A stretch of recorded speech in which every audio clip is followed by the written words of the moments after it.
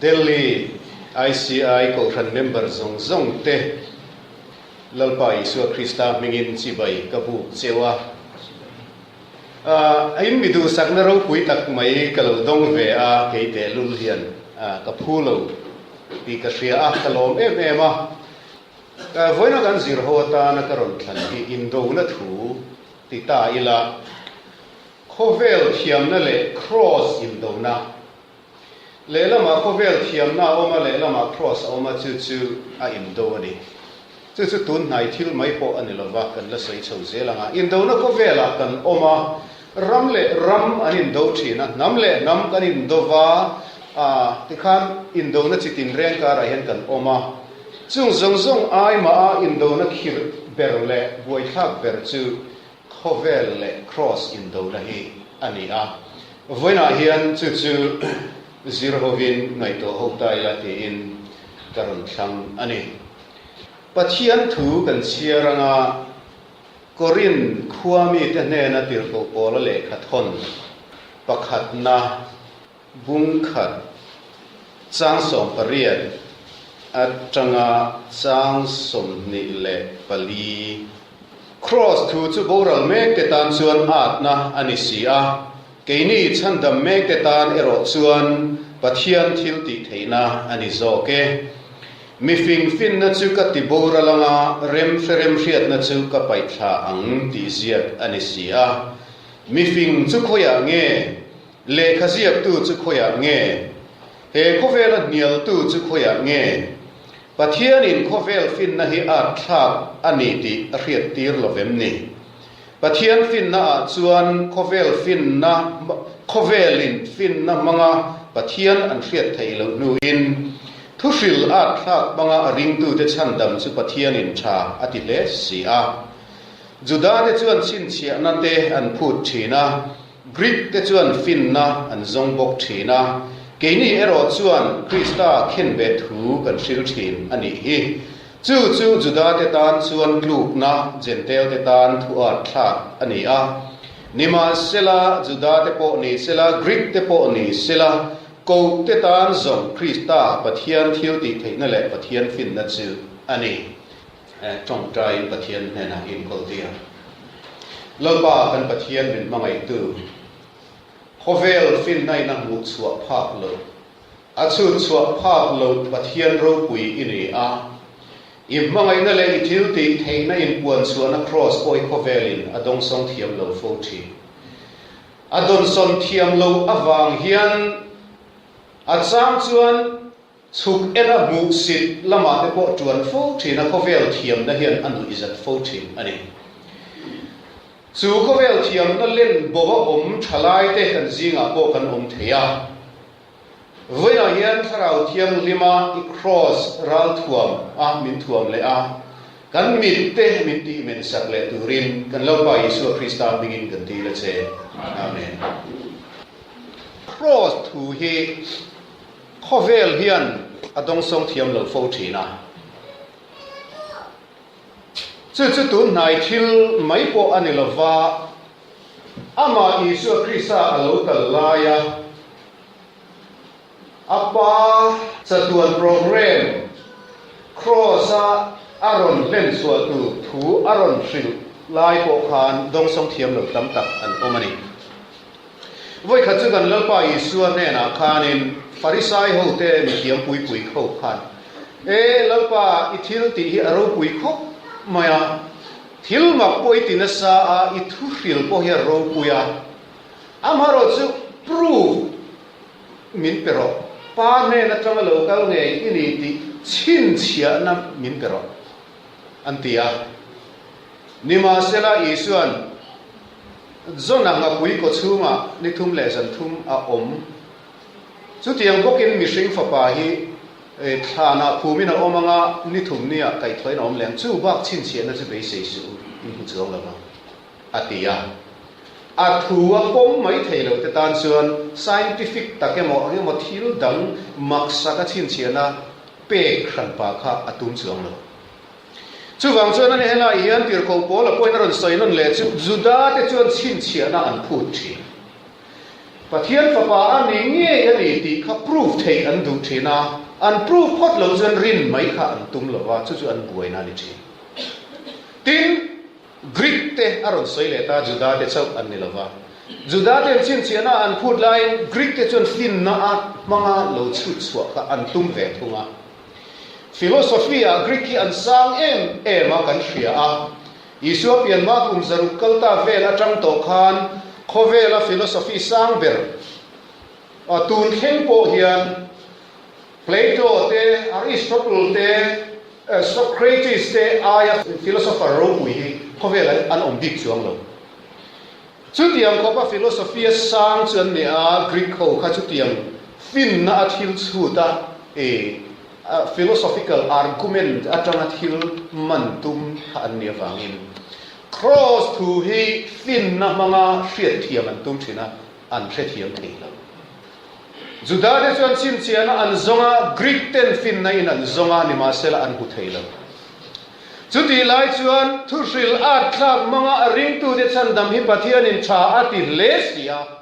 tin tirko pola chuan min hril ani khang hun lai dai atang to khan thiam na le cross ya lo in do to a thiam na chuan cross kha enga moti taka chut chua atum thina a chut chua theilo chuan pom tla lo wa a nor fo thi ti chuan kha in do na kal zel kha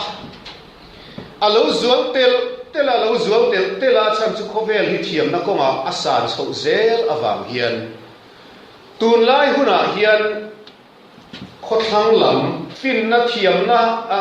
lo sang zel khan keini India mar chaka thalai te po na satakin min hruai ta atuna hian chin lung chua thalai te zinga po hian atheist kani tingam hi tam tak kanom to ni sung ho chuan pathian om hi approve min pe lo chuan ka pom lo an ti thlat to mai ni tam tak chuan chu tiang chu kan khovel hi ani chho mek lain he khovel thiam na le cross in do hi thalai te hian voina hian chut non le ta ila khovel thiam na le cross hi in do renga amaro chu tun nai kum sang khat kal ta vel don atang khan aron zual ta a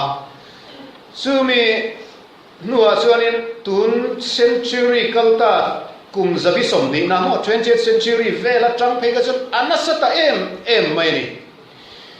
Bible rin lel na te pathian om rin lo na te sa khuana hrim zu mu tleu hian in ngai nep na hi a hluar ta em maya chu vunvar ho khothang lam thalai ho te zinga chau ani to lo wakan zinga po hian atam tlat mai ni voina ro in khom te hi Isu Krista nei tu du om tak in niang ti chu ka be se ma se thil om thei ve tho chu society a rual kan pol na institution pui berani pathian nit tina kan in hu khom na ni vain khami awang ro in khom ve thin kha a om thei tho chu wang chen nang ma khan Isu Krista nung kha a omem ti kha in chut non apoi mo khopin karinga chu ban sai tel hal du bok ani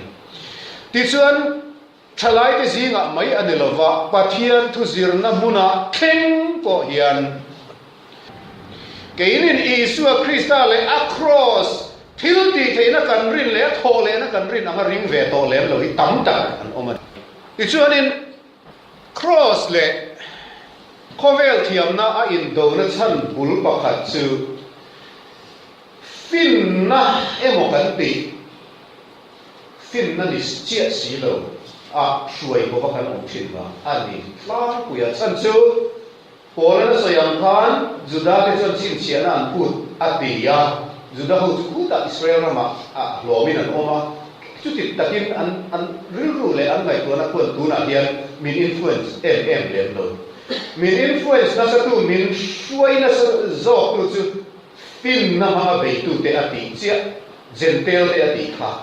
chu khovel fin na zir thiam na hian cross hi a chou thina a do thina wangin chu chel na sa takin min suai bo chu mi thiam na a len bo om te tan chuanin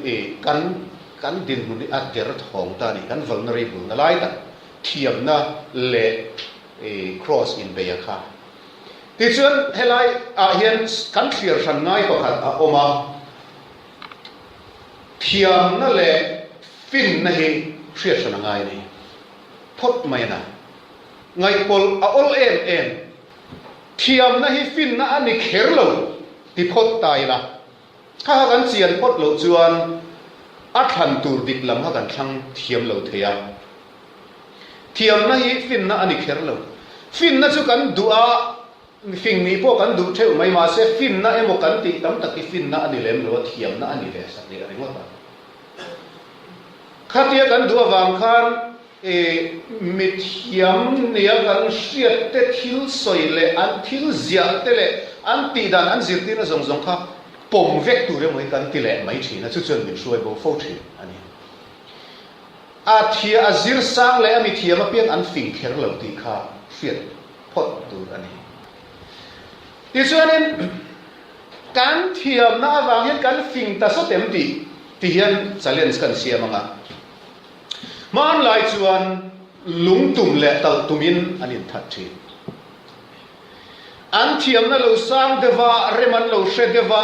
feile thalin anin that thiam ta mo an thiam na lo sang le zuala silai siam dan le man dan an thiam tak nu a phaijan ol sam zok in mo ral la zok atang point tam zok ol sam takin anin that thei ta tuna phei chuan ol sam lu tuka in tha buai na weapons of mass destruction kan ti ang te kha kan lo nei ta fer mai ni kan thiam na chu asang to kher mai ro ani le kan fing ta so te lungtum le tal tuma kan in tha hun lai ko han in tha kha kan tumania weapons of mass destruction po hian mi tam tak ti dam lamai jan ti lum nei sel kha atumana kan rilru hi alangai re kan fing te wol chuang me lo mana mi te ai kha amaro chu enge mo thil kongkal kan zu khia te hen finge mo kanin ti ta thina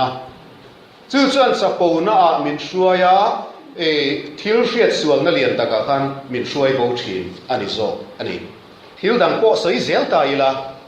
technology kan san to zia chu kan han ti fe mo la mi siam sa lo mu ve zeu khan mo hey tuần má theo dân pura mà theo nền pathiat thứ là zir hư lại cái dân cái library đó Encyclopedia Britannica volume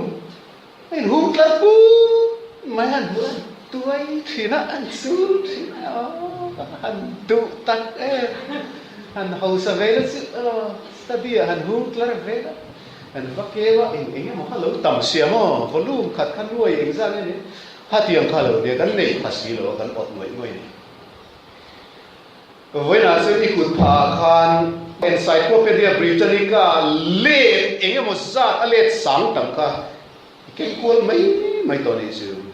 mà sẽ mang trong tay lệ là từ từ mà thu hậu tắc khai phần cuốn mấy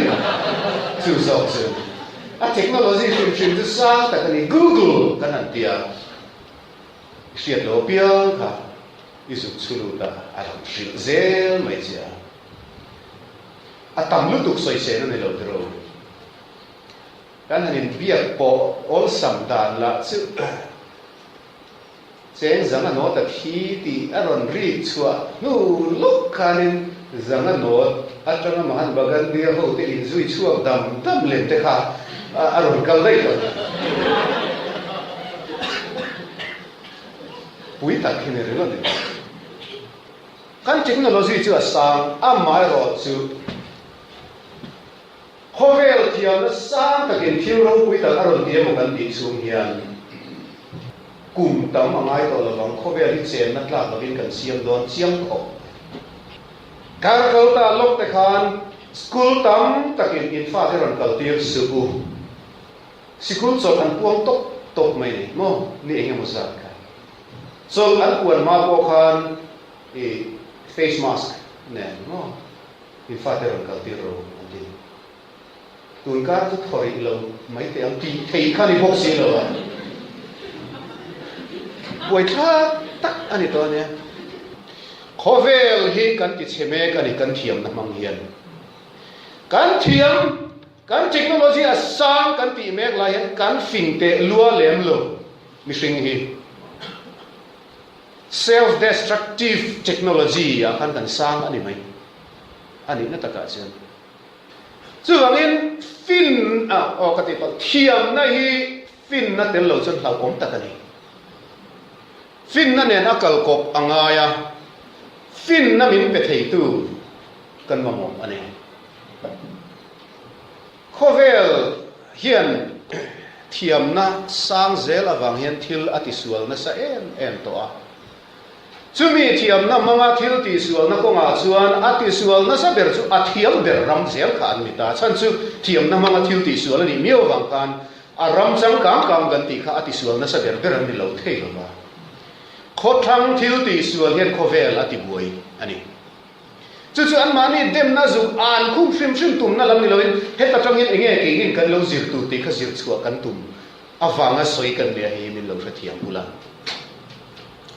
khothang lam thil ti sual awang hian khovel pum in atuara a khothang lam po hian an tuara Europe le America in an tuara Christian na hian atuar na le zuala chung chu toy te in soi chho khatum tai la khothang thil ti sual awanga tuar na lo om lian pui ti hian han soi den tai la pakhat na chuanin history kan vai an chuan crusades kan ti hun lai kha in rianga edi sangkat nu chho plek vela tangkhan Christian na ai khumi Anglican po ran ina a instigate na atangin ane deu berang chu sap ram lal ber khanin athurwal pui thei Europe rama lo dang tele midang dang thurwal puin Middle East an be vak mai ne voi ne kha than ru na ni lova kum ni khat pon ni lo kum zate lo kha an be ni chu da chuan mi ring nun na a soi ngam lo khop pian an suat na sa an chini na sa em ani a chan chu Jerusalem le a chevel te kulai Middle East vel lai ku Muslim thunei na lal na nuaya lo kluk to va khami lak le tum re ren khan an be na san lo chang le tho bok sia tuna yan interfaith debate hemi sa khosang te thil soi ho na ni ku renga mi ten min chut chau na an debate argument pui ber pakhat chu crusades khain thei dil tai nei Christian ho yan min ti sel to ni history a hian bal re thei to lo lian pui kan nu sia tin chu lo le a chuan slavery kan tia long lian in Africa rama an han ram chuaka ram saman khom angin mi hring an man khom a long lian in an trip tha sang a sing an nuai tel kha chung kwa eng angin nge an lo oma eng tin nge an ril run at don an fa te lung leng don en ti lam enga an ngai lo phang kha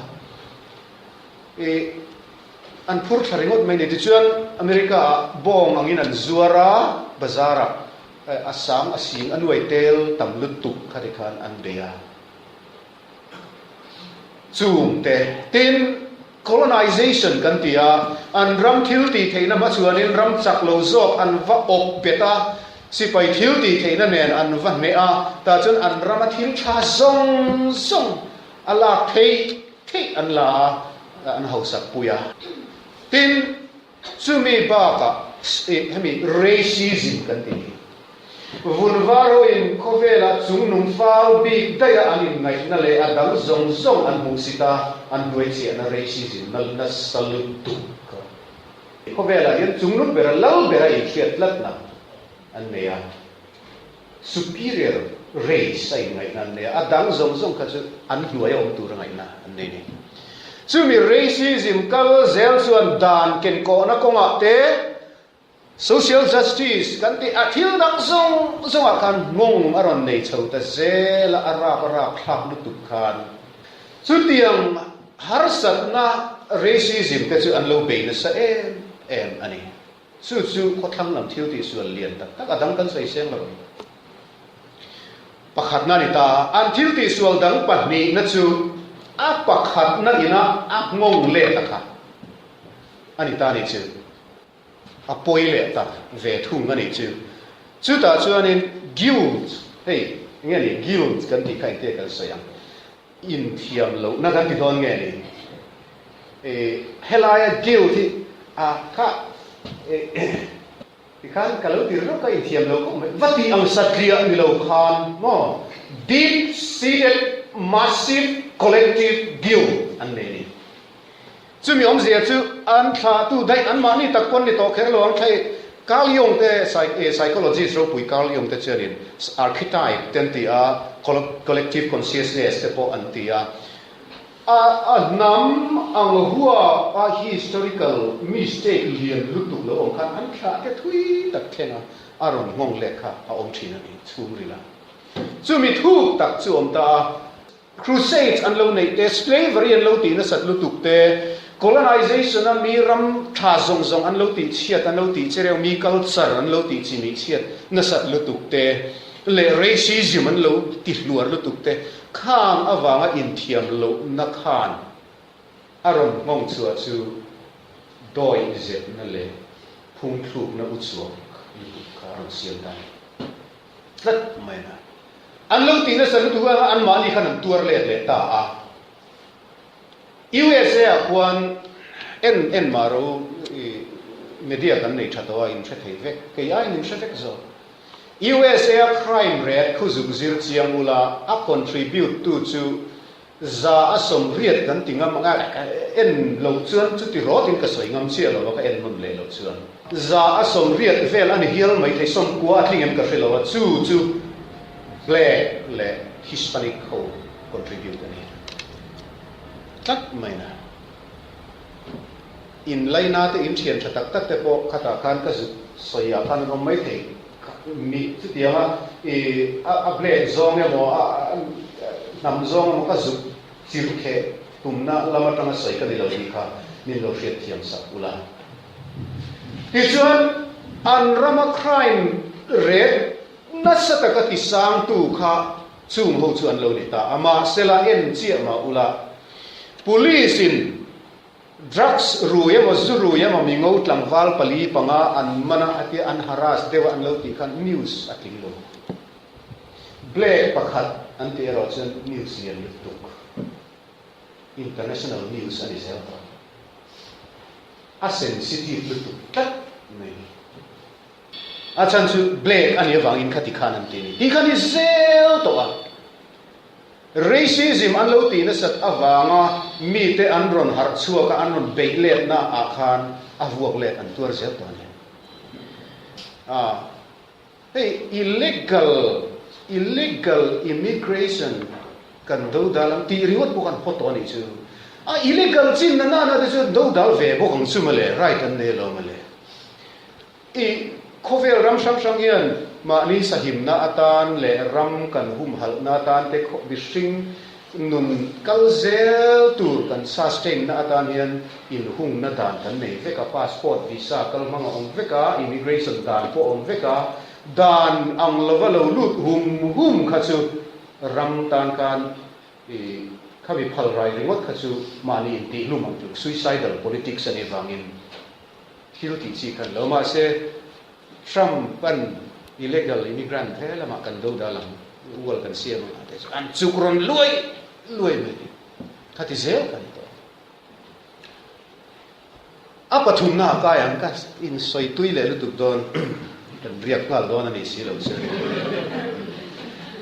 anh thiếu thì xuân sang khang khang thiam na ron har sang châu cắt mi thiam kan mi ti na atanga mistake anh xem anh is dễ là đấy chứ apathum na phei chu anile zual ta chu apoi thui berle serious berania chu om zia chu modern thinking kanti modern thinking in a cross aron dei nai apoi thui berle la om ber anita chu ta chu ke ni po hi direct takin kan tel ve chau ta sela modern thinking chu engin nge ron siam ti tai la modern thinking kha kan soi fia deuh lek lo chuanin khovel thiam na lo thang chawa hi tian soi tai la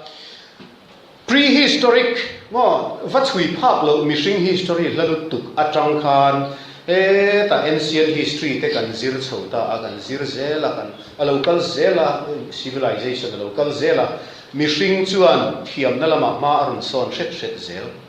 tero lungsiam sei man dan ten ron thiama aya changkang deuh man dan te kopar man dan ten ron thiama tikhan aya changkang khan ron kal zela mihring ma son na hi te kan tiang at sop nya ni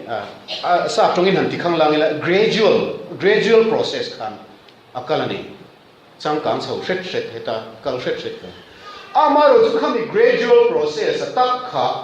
kum sang khat don vel kalta mo kum zariat vel kalta atang khan mason na ron kal bek kha atlan ta thut mai ni chu kum zariat vel kalta changan kal zel to lo khan atlan kan tlan ta pur maya tin khami tlan pur kha tun kum za vel kalta atang phei kha chun atlan mai khani to lova Mizoram politician Mizoram thanga trongkam takin azuani na zuang ta le su mason na ka mo zuang ta dor me tun century kum zakal ta sung vel khan chu mai ni lawa tun kum som ni vel kal ta atang pejan azuang mai ko kan to lo atho von maya tu tian soi tai la a b sang khat zatni vel nu shit a khain Italia khuan thil ngai tua dan ngo mi ringril rukal dan thil ngai tua dan thar al chuaka chu movement lian lutukin zirna thiam na lama mason na zuang atlan pur kharon kalta chu kha movement kha humanism antia chu anin mi ring poimo nate mi ring nun za le ngai hlut nate aron kal sowa khosak aron ti changkanga mihring nun ho dan phung aron ti dang lama an changkanga man son ta em mai ni toy zong kan kal puat lo chen rei lu kam chumi kal chho zel chuan edi sang kha zali alo chen chuan humanism movement kha aron ra chhuat na chu renaissance kan ti kha mo college te hin zir kha Renaissance kan ti khalo chuak ta chu Italia chau ni tolovin Europe ram pum pueron tuam ta chu thiam na lama atlan le pur na khani le zual ta chuan Renaissance chuan art lama te exploration te invention te thil tam taka kan mason na sa em kha aron tlan le ta chumi kalzel nuwa chuanin edi sangkha zaruk somriat panga atanga sangkha zariat som panga vel kheng khanin movement thar aron chuak le chhong ta kham thiam na atanga ron ser chuan zel khan chu age of enlightenment anti kha mo age of reason ti te point an soi boka enlightenment ti ringot te point an soi ni chu peichuan Europe ram ringot khani tolova America te po ahuak vekto achan chu khang chung khan America kha mi tak an lo cheng to nam ro pui tak chak tak an lo ni man to chu ta chuan Europe le America kha age of enlightenment thiam na zuang na sa em mai khan aron tuam ta chu ta chuan in han soitel vezeu atan po thathova Industrial Revolution kan ti te po kha alo chuak ta khol thil man thiam na ol sam zo ka thil tam zok siam chuat theina angchi na tho na ti chak em mai angchi te chung zong chu aron kal sota ri chuan age of enlightenment khatia aron chua chho nuwa khan kum zapi som pakwana alo khen so meu chuan khang zong in cher chuan tang khom khan modern thinking an ti aron sian ta le chuta chuanin thil poimo em pathum maron om ta age of enlightenment atamaron om cho lungthu ang chia khang zong postmodern thinga ron do ding tu lungthu ang thil pathum lo om chu pakhatna chun science pahina chuan reason pathumna chuan rational thinking kan tia chung thil pathum chuan age of enlightenment kan ti te modern thinking zong kha aron long kho aron siam chhota ni chu anga te chung soi kwal va boring ven ti mai thea ma se kan soi kan duai chana fia lawang ti galau se in riat nu tho kha in remind le pot kha atulin ka hria kan soi kwal ani chu ti chuan khami thil pathum age of enlightenment age of reason ina aron siam thil pathum science le reason le rational thinking kha aro puite meu mai thiam na lama hriat na te thil mu chu onga te thil siam chu onga te tin pui thu na a thak lu tuk le khang ne na ko nga te po khan thil thalu tuk khalon de tin dam doi le khang medical science lama te po ma khovel ason pha tat amaro chu lo theri hla nge ni kan vati luat tu ka lenin ka zir su le ti am deu khani khalama mishing thiam na han tlan na lu tu khani ati fu ta lo ka chu science bang proof thei science manga soi fia thei chin chau pom tu ra mai na khovel am lu ta ni chu chuanin aron ken tel chu science na akom thei lo chu enga ma mai lo na thil a thak mai na aron siam ta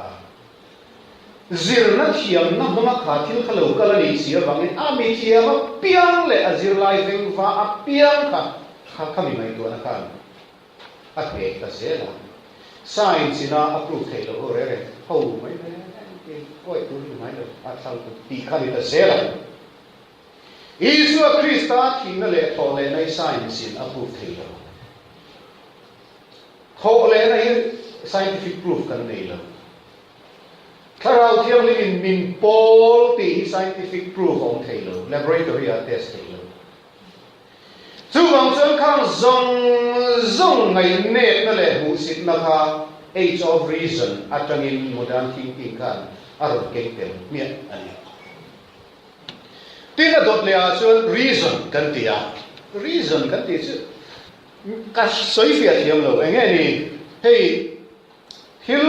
a chan le wang a bul le bal en kim om zene soi fia thei na chin pom tla ka ngai na a kha reason na ron ken le chu ta khami pia lam kha chu logical argument om thei to lawang chi kha chu antenna imi kha adelsia eke lo bule ke ta ante a happy lo dikidam tu ngein itang et miolom logical lo ni kha argument na ting lo adam le dana ka soi fia chiam lo ani le chok ni ga te kwal hoila ko kal ta mai ani dikidam tu in ka ro ti lo amol mang lu tu argument kha no reason of to lo is chu wang chuan a tharau thiam le min pol khatani han ti ngot mayang ti chi te kha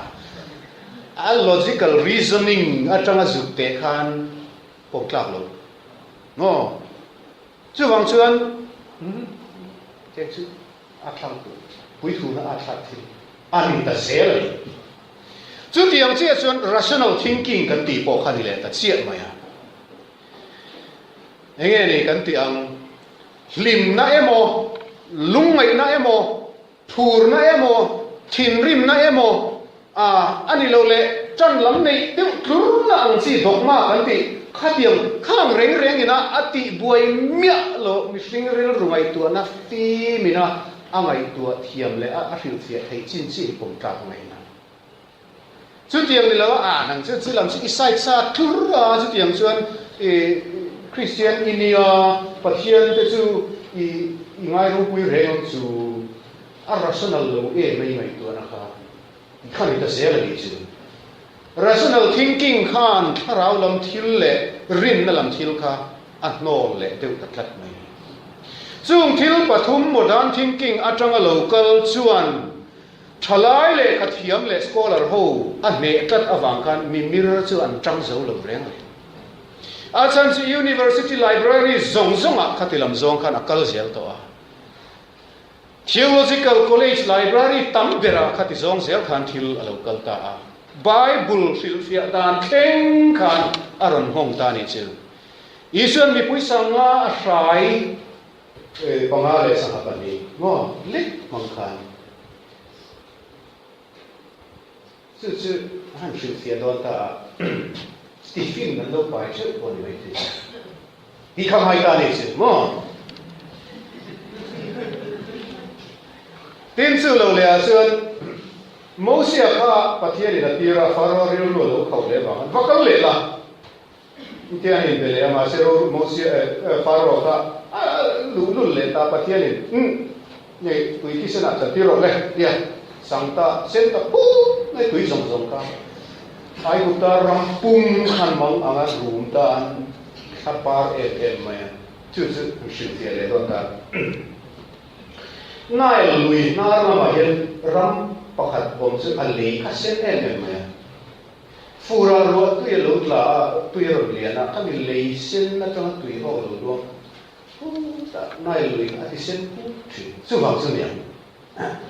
ti khang ai ta ni sin mo ani lo zen pathian thil ti te na in tui kha ti sena chan tir an ni ti ringot ka chu scientific lova a logical lova rational lo bokani chu wang zen bible fil fia dan theng khan aron ngong ta zel ni chu tun la ya theology chak tak pakhat feminist theology a hian theology kan ti re re ni bible fil fia na me na kal ko zel kan hermeneutics an dia feminist hermeneutics zinga alar po tak pakatsu hermeneutics of suspicion antia rin lel khot tu rani pathian thu hi tang kan tran ta ni polan me chelu chu mi pa ani ati ringot ta hi zir chian ngai anti sota an ni ringot big don an ni anti sota bana yan debate kan nei lockdown like that hermeneutics of suspicion theory atang khan an bei don mani imponi sela modern thinking khan chung chu aron ngong ta ni chu ti chuanin la in khom zel photang o ti lak lo sia ti chuanin kha modern thinking ina kharau lam thil te rin na lam te aron chut chau ne lutuk na khan direct ta angong tel hal chu biak in tam tak aruak ta ni Europe le America ke chu kala kal ve mi alo ma se kal te soi han sai chong ve le ringot thin na rin tlak tak tak source kan ne ya kan siat chu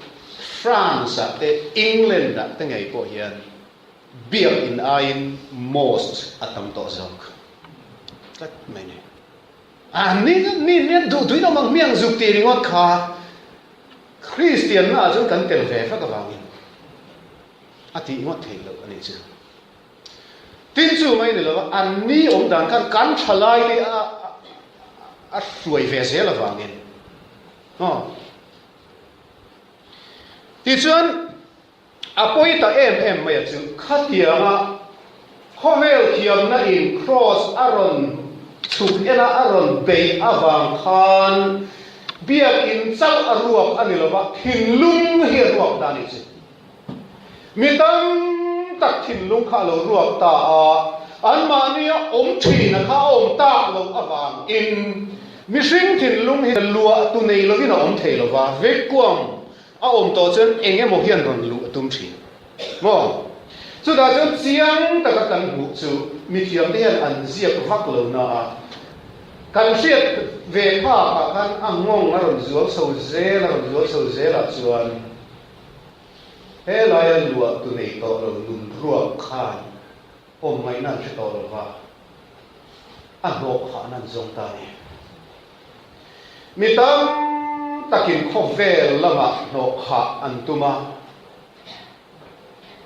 chu da thata ila mitam ka chu tharau lam ve ka no kha antuma an tharau nun ril tram kha vunvar thalai ho hi asang sing tel khan an wa dar ta ni Europe le America trong quân mình ngô hồ hi an vác chuộc ta zoom anh chứ Roma chu na siang pune a Juan Rasni sa Paul te in kulna Osho commune anti khaom china chu da chuan solkar khatte solkar ni course te tharau lampur chok na ka an siam china India mian lut nai lo phal lo a chan chu an fi kha camping fi kha kar khata khor khat te ya vun var ho in om huang wan an lut roi vun var khara ril tam kha lotus temple ason fakal ro kar khata nisari oma thota na train pathian ni thleng ni tinin kal ula ka soi sual le ni lo suan vun var in hung e nya yang India rama ashram tam taki fang ro vun var in hung e nya Cambodia an kalula Thailand an kalula Buddhist ho an bun thiang lim han lo vun var in hung e nya sarau pur chok na an nun mang ang to ruak to si helaya science ina a bo to si kha mo reason le rational thinking an chuan em ina a bo sak to si kha khoya nge o man che to si lo wa a lo na lai an zong kwal ta ni chi chu mai chuan ni lo wa a real time va chu kha chu pakhat thil pakhat ani mai a chu ai ma poi thui le ngong lian zo ka chu awa chuak ve lo ho po khu pon lama tang hian adu tuin an zu ne to mai ni ne an on lu tuk to yoga an zu zuar shal tu mai Quran an zu zuar an du za dam shot mai ni thi chil bom lu pai ve du mai pol kha an tam lu tuk to bun ba thalai pon mo an oi vek to a chan chu an lo ta cham na ril traw na lu tuk awang khan hilama hian o manian a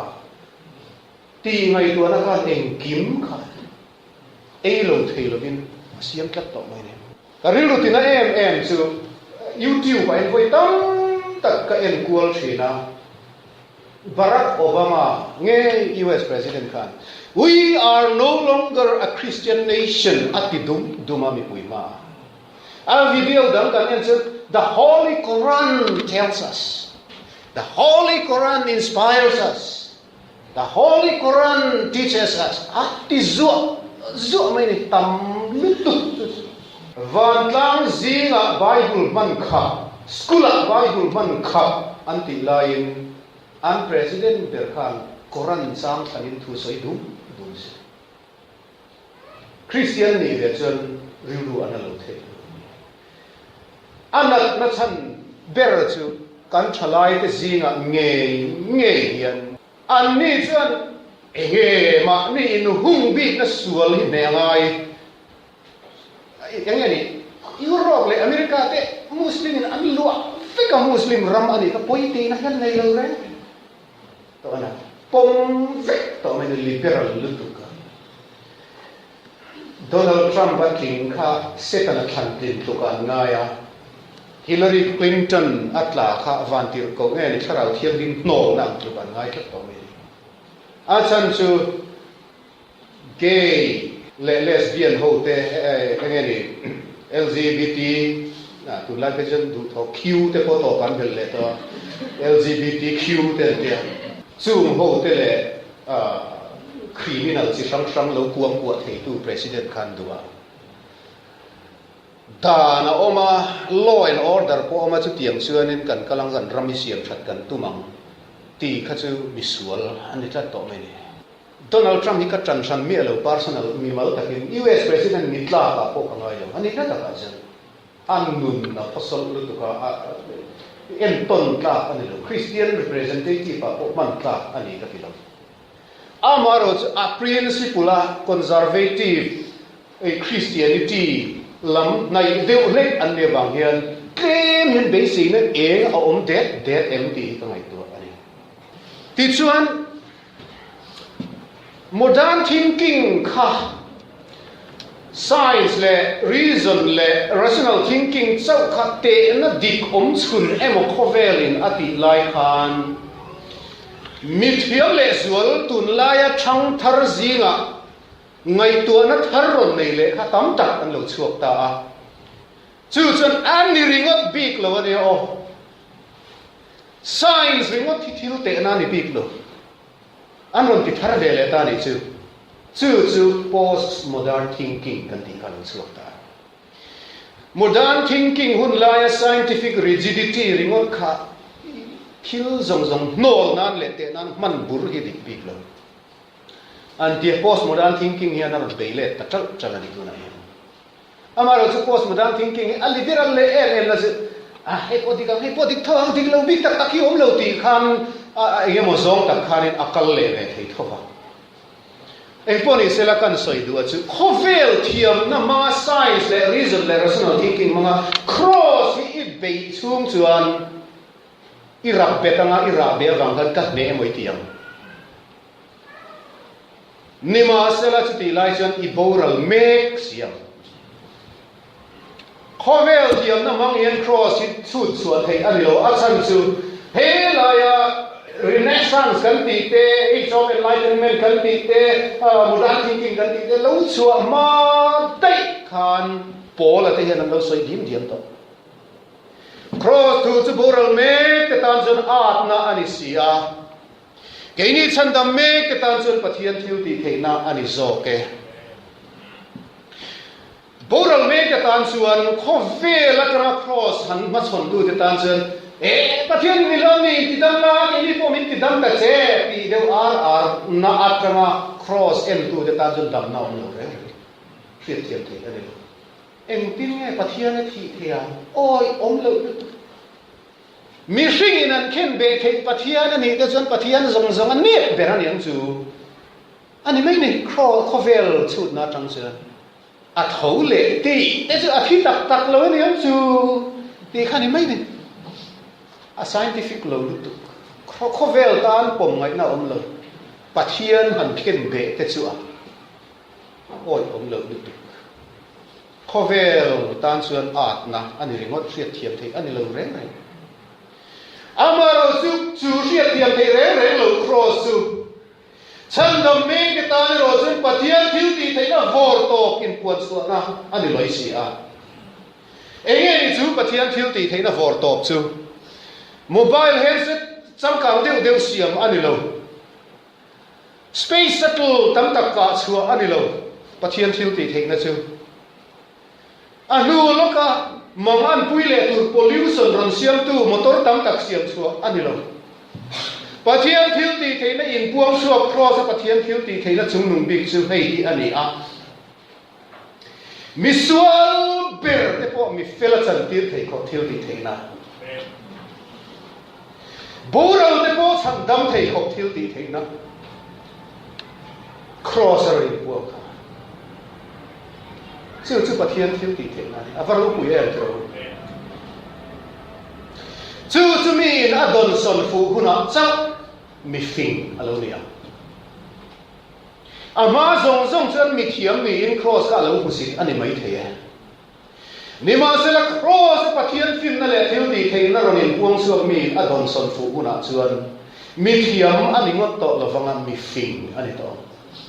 จู่อาจารย์จู่ปะเทียนฟินน่าอาฟังมิอันนี้อ่ะปะเทียนที่ดีเทียนน่าอาไม่พวงสวมอาฟังอันนี้วันนั้นยันกันนะอุณาดูตักเตวเลขสิรสังตักอินเนียมตีกริงเงมี argument เองยังมอเทียมนะสังตักจังอันเจียพออินเชียร์บุมินอมสุเฮครอสทิลตีเทในข้อเวลเทียมนะมันชุดจีอันนี้แล้วข้อเวลทิลตีเทนะเราถ่วงมันเนจีปนแล้วกันเมมอยเตียอิระเบเมกไลกันนังมาโซกระเบ็ดตัวกับอีโบรัลเมกโซกันเนี่ยจู่ฟังเชื่อเฮปะเทียนทิลตีเทนะฮิตลมตะกินปมละเลิกบ้าเกมิสวลมีเฟลมินเสียมเทครอสทิลตีเทนะอีทิลตีเทนะเราปุยลุตัวกับฟังเห็นลองถูกกระฟิลเจตีนข้อเวลเทียมนะสังตักการอิเลนไลเฮียน